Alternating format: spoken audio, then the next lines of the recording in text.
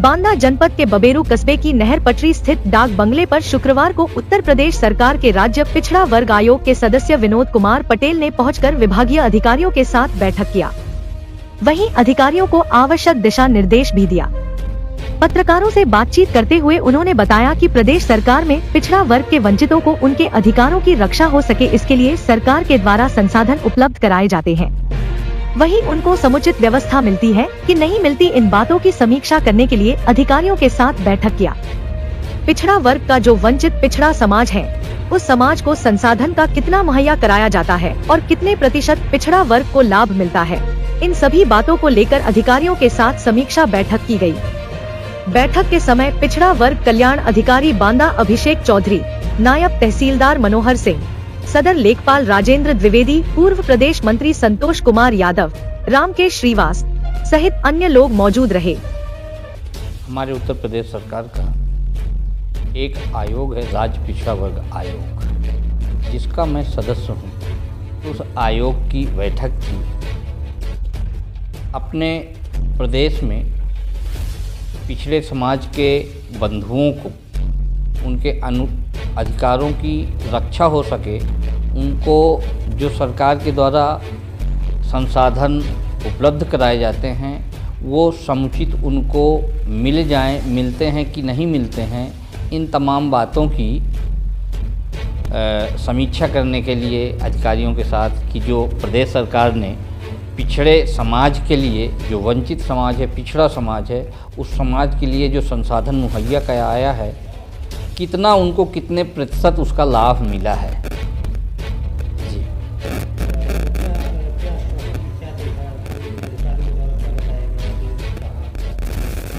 मैं एक 4-5 बिंदुओं पर उनसे प्रश्न किया हूँ अधिकारियों से।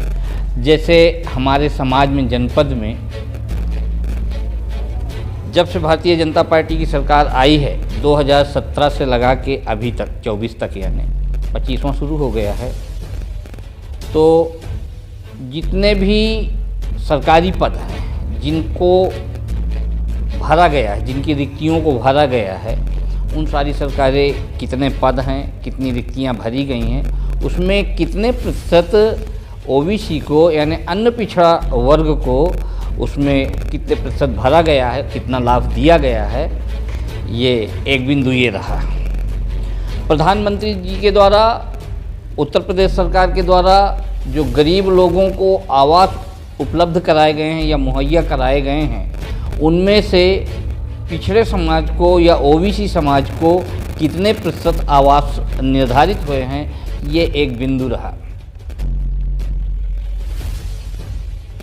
जिले में, पूरे प्रदेश में विधवा पेंशन योजनाएं चलती हैं, उसमें अपने ज़िले में, अपने प्रदेश में कुल कितनी विधवा पेंशन योजना आई और कितनी महिलाओं को मिल रही हैं, उन संपूर्ण महिलाओं में से ओबीसी की महिलाओं को, कितनी महिलाओं को उसका लाभ मिल रहा है, ये आज बैठक का एक बिंदु था। सरकार द्वारा गरीब ऐसे बहनों की शादी के लिए कुछ धन उपलब्ध कराया जाता है, जिनको उनको कुछ छोटी मोटी आवश्यकताओं की पूर्ति हो सकती है, तो वो कितना धन उपलब्ध कराया गया, कितने लोगों को मिला, उसमें से पिछड़े समाज के बहनों को कितना लाभ मिला है या बहनों के अभिभावकों को, उनके माता पिता को उसका कितना लाभ मिला है, ये एक बिंदु था। अपने जनपद में कुल छात्रावासों की संख्या कितनी है, सरकारी छात्रावासों की, उनमें पढ़ने वाले छात्र और छात्राएं यानी स्टूडेंट्स एंड वो गर्ल्स और स्टूडेंट, बॉयज स्टूडेंट्स, इनके लिए जो टोटल छात्रावासों में संख्या है, उसमें से कितनी संख्या ओबीसी की है। एक विषय आता है अपने तहसीलों में जाति प्रमाण पत्र बनाने का। जाति प्रमाण पत्र बनाए जाते हैं, लेकिन पिता के आधार पर जाति प्रमाण पत्र बनाए जाते हैं, लेकिन कुछ आज की जनरेशन में अंतर्जातीय विवाह होते हैं, तो उसमें शादी के बाद ऐसे क्या आधार बनाया जाता है जिससे उसका जाति प्रमाण पत्र सुरक्षित रह सके या बदला जा सके। तो ये भी एक बैठक का बिंदु रहा है। अपने ज़िले में सरकार ने कुछ मेधावी छात्रों के लिए कोचिंग की व्यवस्था की है। वो कोचिंग में कुल कितने स्टूडेंट्स पढ़ते हैं और टोटल स्टूडेंट्स में ओबीसी के कितने स्टूडेंट्स हैं, ये बैठक का बिंदु रहा। एक और ये जो कंप्यूटर की ओ लेवल कोचिंग चलाई जाती है वो कितने हैं, कितने विद्यार्थी पढ़ते हैं, उसमें ओबीसी समाज के कितने विद्यार्थी हैं, ये तमाम बिंदुओं पर हम लोगों ने अधिकारियों के साथ बैठ कर के चर्चा की है। तो और जहाँ पर जो चीज़ नहीं मुहैया हुई है उनके अधिकारियों के आश्वासन के द्वारा जल्दी उसको मुहैया कराया जाएगा या पूर्ति होगी। जनपद में कुछ छात्रवृत्ति, अपने ज़िले में छात्रवृत्ति आती है, उसमें से जो सरकार ने दिया है, जितना धन मुहैया कराया है, कितने विद्यार्थियों को छात्रवृत्ति मिली है और उन टोटल विद्यार्थियों की संख्या में से कितना प्रतिशत ओबीसी के विद्यार्थियों को मिला है, ये भी एक मीटिंग का बिंदु रहा है बैठक का। कायता विभाग की दुकानों का आवंटन प्रदेश सरकार ने किया है।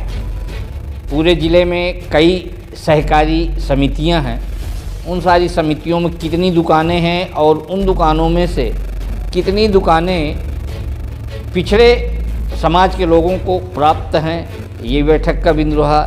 एक और अपने यहाँ कोटा, ज़िले में कुल कितने कोटा की दुकानें हैं, उन कोटा की दुकानों की संख्या में से कितने प्रतिशत पिछड़े समाज का कोटा आरक्षित है, कितने लोग वर्तमान में पिछड़े समाज के लोगों के पास कोटा है, ये भी बैठक के विषय रहे हैं। आज के जो बैठक का एजेंडा था, बैठक के विषय बिंदु थे, इन कुछ बिंदुओं पर विशेष फोकस रहा है।